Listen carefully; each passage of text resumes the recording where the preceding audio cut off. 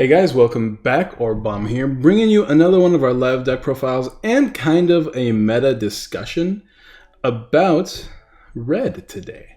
It seems like all other Omnis are kind of out of the map. You can kind of say Omni Green is a thing, but honestly, the new big boy in the block as far as like currently seeing the most consistent results is going to be OmniRed playing the brand new Blitzgreymon.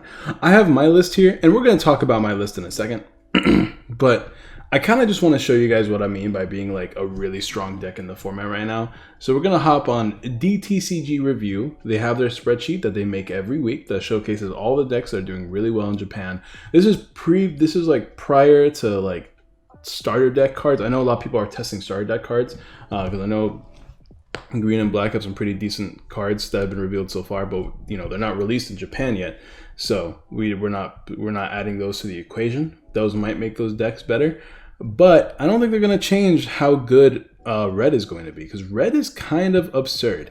Out of all the colors, red is tied with green with the most results, and is like the highest rated deck as far as playstyles go. They're pretty much all Blitzgreymon Omni red decks. Like almost every single one of these results are all Blitzgreymon. In comparison, blue has had 1 winning.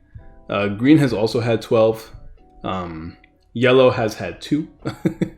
Purple has had 1. Pure black has had none. We've had a few hybrids here.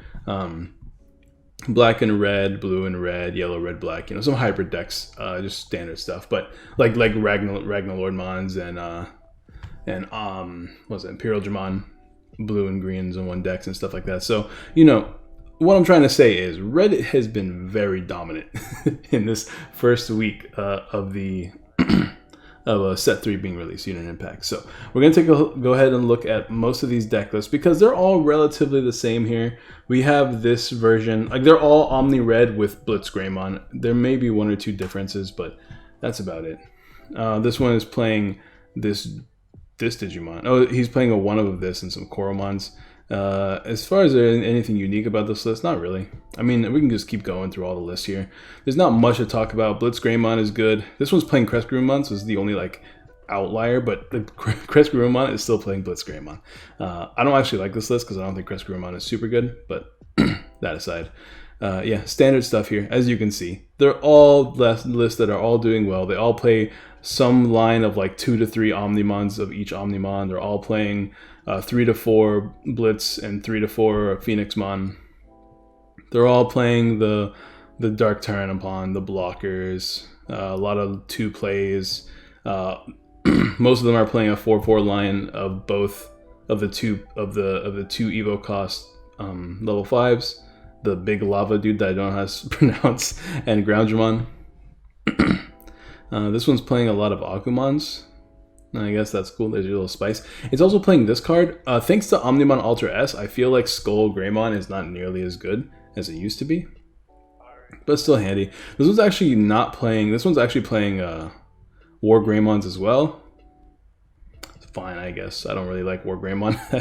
I just think like Blitz. I'm not gonna lie to you guys. I remember in my analysis, I thought Blitz was kind of okay, but thanks to the meta being where it is right now, Blitz is actually in a really good place. And we'll talk about that more in a second, but like we'll take a look at all of the decks in format and what makes them interesting and what makes Blitzgreymon so good. But yeah, standard stuff. This one's playing a 1 of Lava. Lava's still good versus like early jamming decks, early blue jamming decks and Rookie Rush if you ever see it.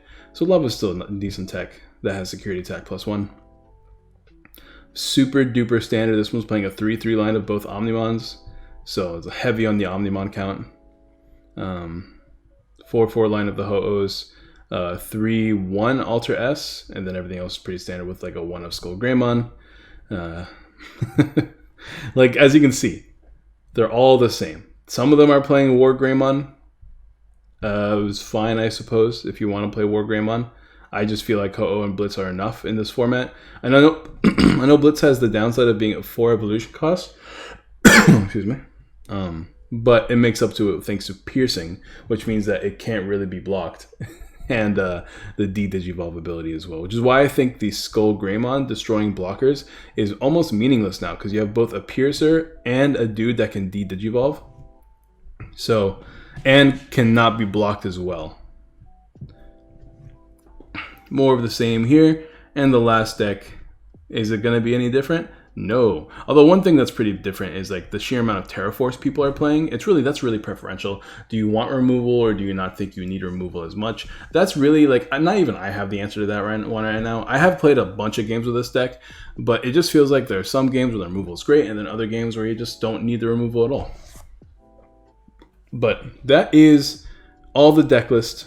Now let's go ahead and go over my deck list and also talk about why Blitzgreymon actually elevates OmniRed to a new level as far as consistency and strength. So we'll pull up the stats here, just so you guys can have an idea of what I'm playing. 15 level 3s, 12 level 4s, 8 level 5s, 7 level 6s, and 5 level 7s. I actually don't want to play too many level 6s and 7s in the same list, especially since I'm playing 3 Terraforce. I'm not playing any Tamers in this deck list. This deck is 100% budget. So cheap. So nice. So I don't feel like you need tie. And sure, the security attack is nice, but not really necessary. But obviously, if you feel like you really need the cards, you can always throw them in. Just, you know, cut out some level 3s. Something I've noticed is that really 15 is a lot now. I'm so used to playing decks like green and black and things that I want to have a lot of rookies in that I feel like 15 is small. But realistically, 14 is a good number. As long as you have between 12 and 16, you're pretty consistent for your level 3s. But I like having 15. I want to be super consistent with this deck since we're playing so many high level cards. I don't want to, you know, I don't want to brick too often. But yeah, everything else is pretty standard. I'm playing this Biomon still. You could arguably cut this because the Biomon, gaining memory is difficult now because of Terriermon and Chewmon and what is it?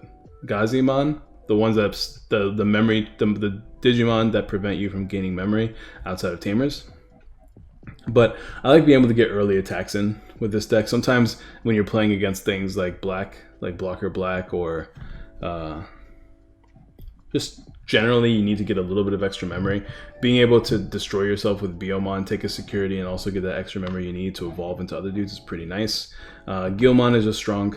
Especially since this deck has Piercer and D-Digivolve, you can really load up your opponent's trash, which is why I play 4 Gigimon, 1 Koromon, although you could very easily play the other one. I actually kind of like the other dude.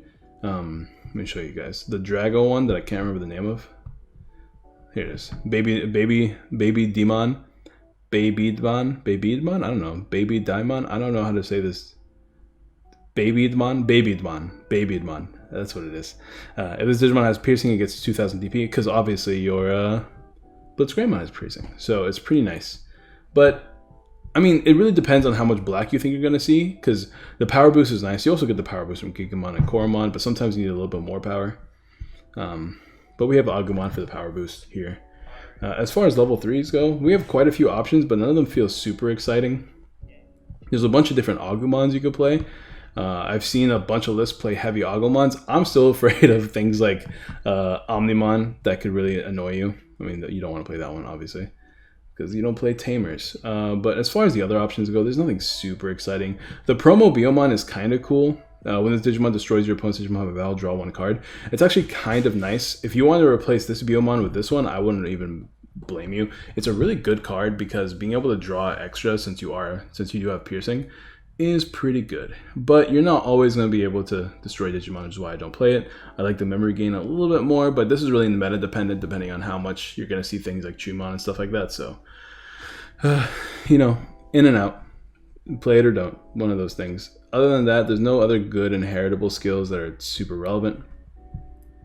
As far as level 4s go, we are playing the standard package of security attack +1, blocker, and 1 evo cost. I don't think you change any of these.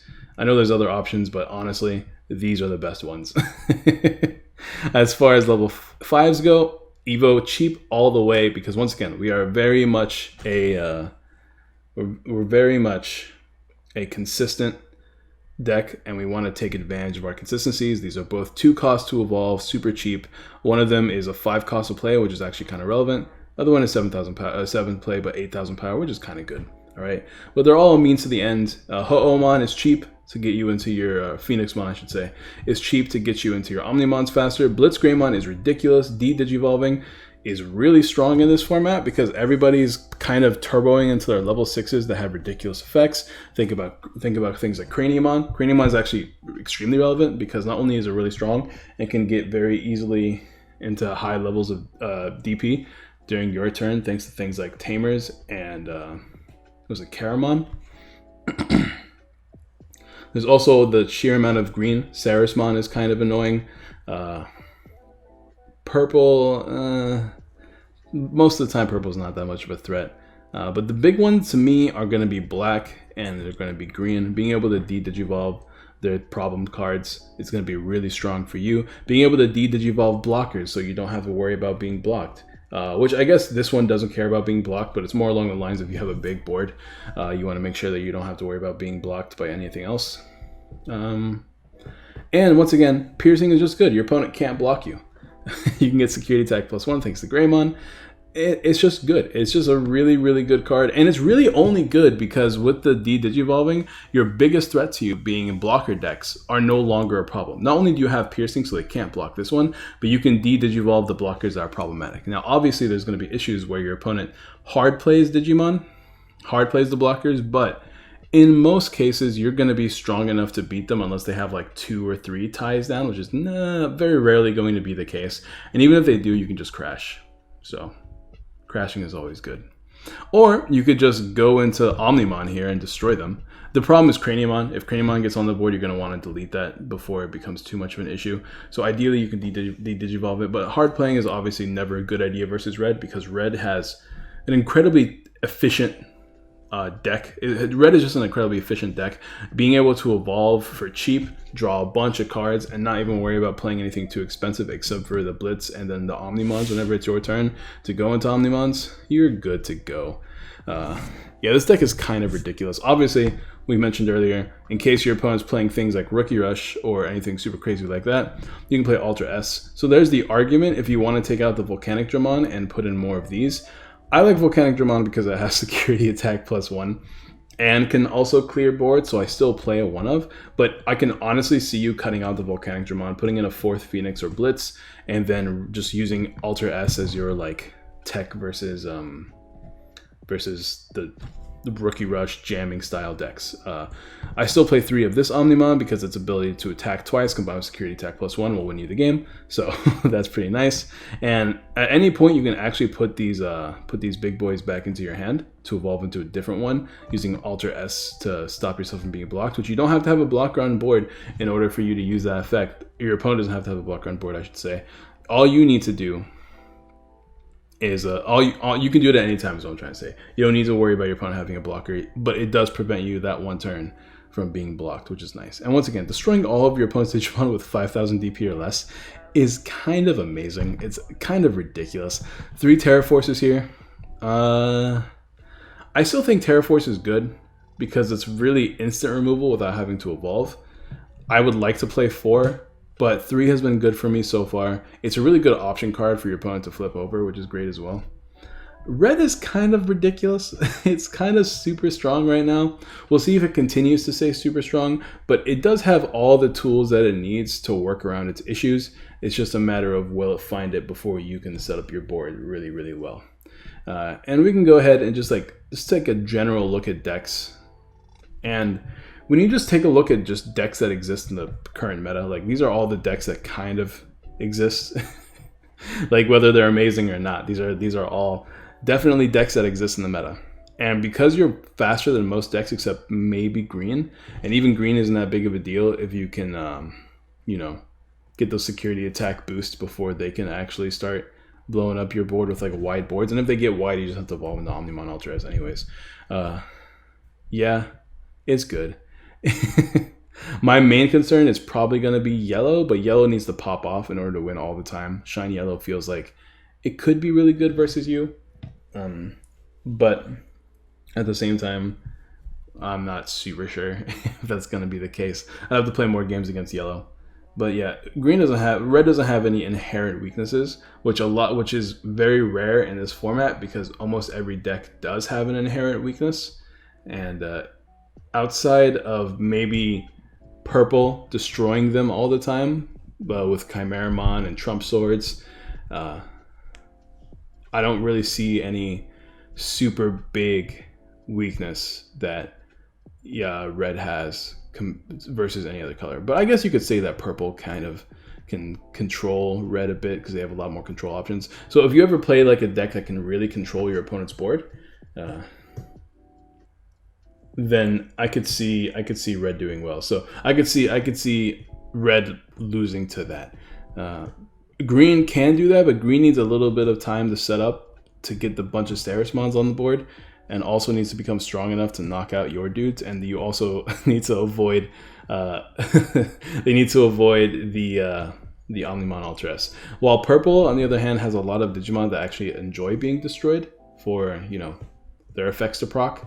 So every time you destroy your opponent's board, if you pass over the turn on like an Ultra S, right, and they get to draw just like all their cards and and use a bunch of use multiple effects, and that could mean a really bad turn coming your way. But we'll have to see what happens in the future. I'm very, very excited about red. I can't wait to keep trying it. Red is just doing super good stuff right now. So that's going to be it for me. I'm just kind of ranting about why I think red is good. If you want to play a good deck, if you want to test a good deck for right now, definitely try out red. Blitzgreymon's D Digivolve kind of made the deck hit a new ceiling, or hit a new level, I should say, because de-digivolving to stop your opponent's blockers that are annoying, and just generally stopping your opponent from using very pesky, strong Digimon against you is really good. And once again, piercing is good too, because that means blocking is not as efficient whenever you have security attack pluses, while they can't block you, or if they do block you, they get punished for it anyway. So yep, that is gonna be my video for today, guys. I just kind of want to showcase the deck for you guys. I do have a playlist on the channel that is all of my Digimon live streams. I keep those videos unlisted on the channel, so if you want to find them, the only place to find them is through the playlist. So go check out the playlist if you haven't already, if you want to see some games.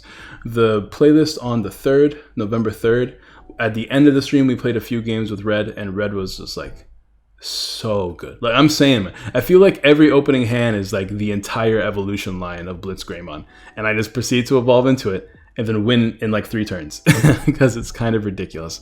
So yeah, thank you guys for watching. If you guys want to see more Digimon comment, let me know in the comments.